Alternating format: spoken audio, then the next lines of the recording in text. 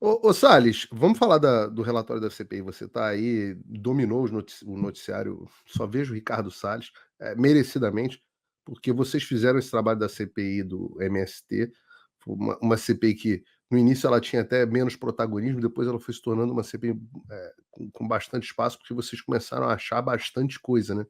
E houve uma mudança, né? No meio do caminho, houve uma mudança na composição da CPI em termos de o quanto que a oposição tinha maioria e depois o governo passou a ter maioria. Como é que foi esse processo, Salles?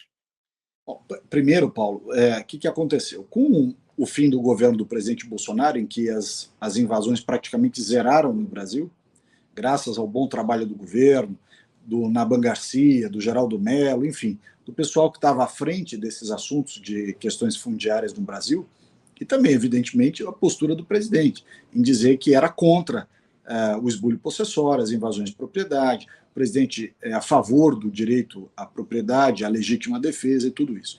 Né? Então, aliás, o próprio Stedger, quando deu entrevista, acho que foi aquele Mário Sérgio Conte da Globo News, ele foi perguntado pelo Conte, dizendo o seguinte: por que caíram tantas invasões no governo Bolsonaro? Basicamente, ele respondeu o que a gente confirmou na CPI, que no governo Bolsonaro secou a fonte do dinheiro e, por outro lado, como as pessoas tinham capacidade de reagir, né, ou seja, da legítima defesa, tinham armas nas suas propriedades, armas legítimas, ao contrário do MST, que também tem armas, mas tudo ilegal. Como tinha esse fechamento de torneira e, por outro lado, a capacidade de reação, que é a legítima defesa através das armas, o MST e todos os outros, porque nós vamos tratar disso aqui, mas todas essas siglas, é tudo a mesma porcaria. MST, CLP, FNL, MAST, CPT, CONTAG, isso é tudo a mesma porcaria. Espera aí! Desculpe interromper esse vídeo, mas é que eu continuo censurado pelo STF. Além deles cancelarem o meu passaporte, congelarem todas as minhas contas bancárias e bloquearem as minhas redes, agora eles também querem proibir os meus vídeos no Brasil. Você pode continuar me acompanhando seguindo o meu segundo canal, que é o canal de cortes. Mas melhor ainda é se inscrever no meu canal do Rumble, que é o concorrente do YouTube que não cumpre essa censura. E se quiser ter acesso a todas as minhas postagens para sempre, deve se inscrever no meu Locals, que funciona de uma forma parecida com o Facebook ou o Twitter. Todos os links estão aqui na descrição. Entra lá, senão você vai ficar desinformado e aí eles vão vencer. Fazem as mesmas... São CNPJs diferentes, mas para a mesma coisa.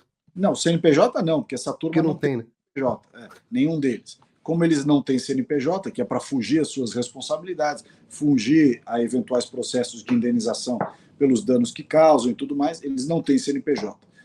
Mas é tudo máfia igual. A gente chamou no relatório de facções sem terra. Mas, como eu estava dizendo, no governo Bolsonaro praticamente zerou. Não zerou, teve uma ou outra, mas baixou muito. Nos 6 primeiros ou 7 primeiros meses do Lula, teve mais invasões do que em todos os 4 anos do Bolsonaro juntos. Quer dizer, uma barbaridade. E aí o que o setor da agropecuária fez? Bom, nós temos que reagir a isso. Qual é o instrumento de reação? É uma CPI. Uma CPI para investigar justamente esse recrudescimento de invasões de terra no Brasil e os crimes a eles relacionados, que nós conseguimos analisar, encontrar, descobrir amplamente na CPI. A gente trata disso daqui a pouco. Mas, então, a CPI contra as invasões de terra, ela nasce justamente dessa legítima preocupação e ação dos deputados da Frente Parlamentar da Agropecuária, eu faço parte, o Coronel Zucco, que é o nosso presidente da CPI, também faz parte, enfim.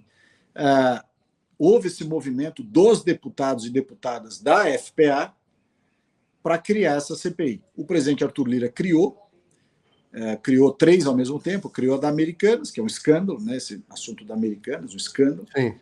Criou a da manipulação das apostas esportivas, que é outro escândalo. Quando você conversa com os deputados que estão nessa CPI dos jogos, você fica horrorizado com o que essa turma tem feito, né, tomando dinheiro da população, enganando e tal. Agora, a CPI das invasões de terra, nós tivemos o cuidado de quando os partidos foram indicar os membros para compor a CPI, como você sabe, os líderes partidários, cada partido tem o seu líder, o líder partidário é quem tem a prerrogativa de indicar os membros do seu partido, que dentre aquela proporção da cota, ou seja, a participação dos partidos numa CPI, ela obedece também a mesma regra que se aplica para as comissões permanentes, né? Cada partido indica a quantidade de membros proporcional à sua representação legislativa, a quantidade de deputados na casa. Então, cada partido teve a sua quantidade de deputados a indicar. O meu partido, por exemplo, o PL, indicou vários. O PP, Republicanos, PSD e assim por diante. Isso é importante explicar para as pessoas que estão nos assistindo, Salles, porque as pessoas não estão muito acostumadas com essa dinâmica parlamentar na Câmara. Então você tem os 513 deputados, e aí você divide proporcionalmente por partidos, e aí você compõe a CPI com essa composição proporcional dos partidos. Quantos membros tem a CPI? Tem 27. 27. Então você pega os 27, divide proporcionalmente, aí, por exemplo, o PL, digamos, tem aí Nós aproximadamente... temos 8. 8. Mais ou menos vocês tinham 7. 8. 7, pois é. Então, proporcionalmente. Agora, quem escolhe quem são os representantes dentro da... 7 é o líder do partido. É o líder do partido. E E como os partidos têm pessoas, principalmente os partidos do Centrão e etc., tem gente que está mais para a esquerda, tem gente que está mais para a direita, tem gente que está mais pro agro, tem gente que mais está contra o agro, essa composição pode mudar muito, né? Mesmo no mesmo partido, você pode ter uma pessoa mais simpática à CPI ou menos simpática. Foi o que aconteceu. Quando nós criamos a CPI, que o presidente Lira autorizou a instalação, e aí tem essa proporcionalidade por partido, que você estava explicando bem, o que nós fizemos? Qual foi o cuidado? De ir a esses partidos que tem gente de várias correntes, que não é o PT, PSOL, essas porcaria aí, tem só gente contra, né? Só vermelhinho. Como diz o meu colega Éder Mauro, lá da CPI, só comunista. Então, o que a gente foi? Nos outros partidos, procurar convencer os líderes para que, dentre os seus membros, ou seja, dentre os deputados que compõem a bancada deste partido, escolhessem deputados, dentro do seu partido, evidentemente, mais alinhados à FPA, ao setor da agropecuária. Então, nós conseguimos, graças a esse esforço empreendido no início da CPI, nós conseguimos com que os deputados que representam, que defendem o direito de propriedade, a agropecuária, enfim, a turma decente, né, tivesse maioria. E assim foi, e foi por isso que, enquanto as outras CPIs patinavam, sem saber muito o que fazer, a gente logo de cara começou. Diligência no Pontal do Paranapanema, lá do Zé Rainha, a ida do Caiado, depoimento do pessoal do Sem Terra ali do Distrito Federal, e assim vai. Então, a CPI avançou muito, e avançou forte, numa direção pré-determinada, com uma lógica de atuação. Acontece que, num dado momento... Era a CPI, desculpa te interromper, Sérgio, mas era a CPI, num dado momento, eu percebi que era a CPI que o governo mais temia, porque eles não tinham o controle dela, né? É até hoje. Porque a CPI, embora a CPMI do 8 de janeiro agora, porque ela está no meio, ela tem mais exposição na mídia, por força até desses embates que a gente viu hoje, do Nicolas e da Jandira Fegali, mas a CPI do MST, ela é até hoje o calcanhar de Aquiles do governo, porque, com relação ao 8 de janeiro, ali há uma disputa entre, vamos dizer assim, uma visão dos bolsonaristas contra o Estado, no sentido de que, na visão deles, evidentemente, essa turma teria atacado as instituições, o Supremo, o Congresso Nacional, e o Palácio do Planalto e tudo mais. Aqui não. Aqui nós estamos falando de um embate eminentemente político entre a visão do setor agropecuário, a visão da direita, das pessoas de bem, que respeitam ao direito de propriedade, assim vai, contra a visão dos comunistas, que querem acabar com o agro no Brasil, que odeiam os fazendeiros, odeiam os produtores rurais, e que ficou comprovado na CPI, tem total apoio do governo federal. Embora o governo faça um discurso meio dissimulado, né, para a hora dizer que condena, a hora dar os incentivos e tal, nós conseguimos deixar claro na CPI que há apoio total do governo Lula ao Movimento Sem Terra. Eles fazem um tipinho dizendo, não, nós não concordamos com isso e tal.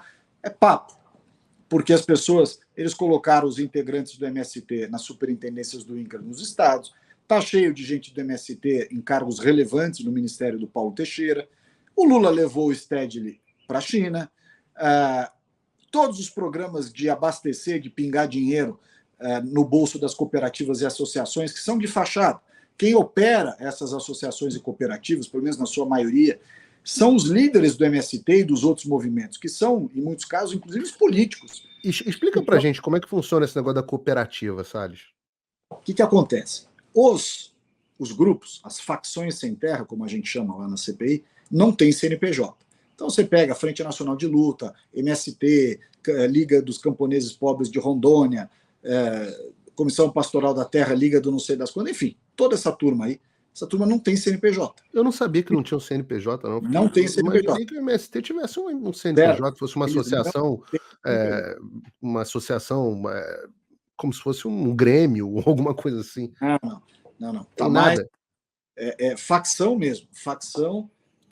Em vez de não tem CNPJ, o termo é facção mesmo, porque. Facção, é uma facção sem terra.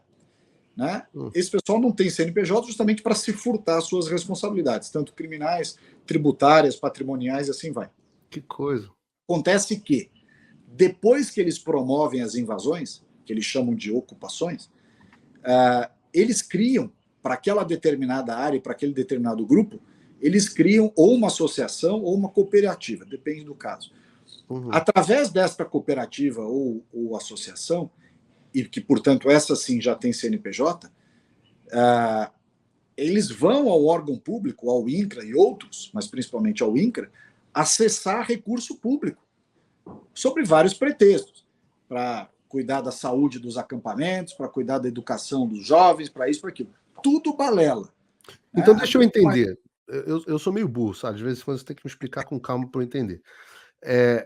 O sujeito vai lá, monta uma cooperativa, uma associação, o que quer que seja, e aí ele vai ao INCRA e ele vira para o INCRA e fala assim: olha só, eu sou uma cooperativa que represento tanto os trabalhadores rurais, ou o que quer que seja, e eu quero dinheiro público do pagador de impostos.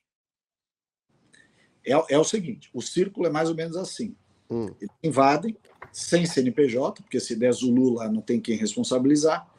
Depois que já invadiu, eles pegam essa área e criam uma... Vamos dizer que o sujeito invadiu o Jardim de Alá, lá no Rio de Janeiro. Aí ele cria uma associação, Associação dos Acampados do Jardim de Alá. Só que acontece que o cara que organiza essa associação ou cooperativa, depende do caso, é um líder, um militante do MST, é uma liderança do MST ou de qualquer uma... Eu vou usar MST como nome genérico dessas facções aí. Essa liderança política, ela cria associação, pega o nome RG e CPF de todos os invasores que ali estão e, utilizando o nome dessa turma, muitas vezes sem eles saberem, essas entidades, essas associações vão ao Ministério do Desenvolvimento Regional, ao INCRA, por exemplo, e fala assim: nós queremos verba para construir nossa casa. Aí o INCRA pega lá e fala assim: aqui tem 80 famílias, R$5.000 por família, 400 conto. As famílias estão em terra invadida. Estão em terra invadida. Tá. Terra invadida. E o dono da terra não só tem que lidar com os invasores, mas tem que lidar com os invasores agora financiados pelo governo. É lógico, agora e no passado, né? Eu digo agora a partir do momento da invasão. Exato. Invadiu, o cara tem a terra dele é invadida, aí vem um grupo, forma uma cooperativa, o governo financia estes invasores. O cara invade, cria você tem a diferença, depois eu já explico aqui, do acampamento para o assentamento, né? É porque você se acostumou muito com isso, Salles, mas para o público comum, esse troço é louco, porque é um incentivo à invasão de terra, é brutal. Na verdade, é mais ou menos assim, olha, quando o cara invade uma fazenda privada e aquela área fica ocupada, né, fica invadida, essa área que não tem ainda uma chancela do INCRA, essa área se chama acampamento.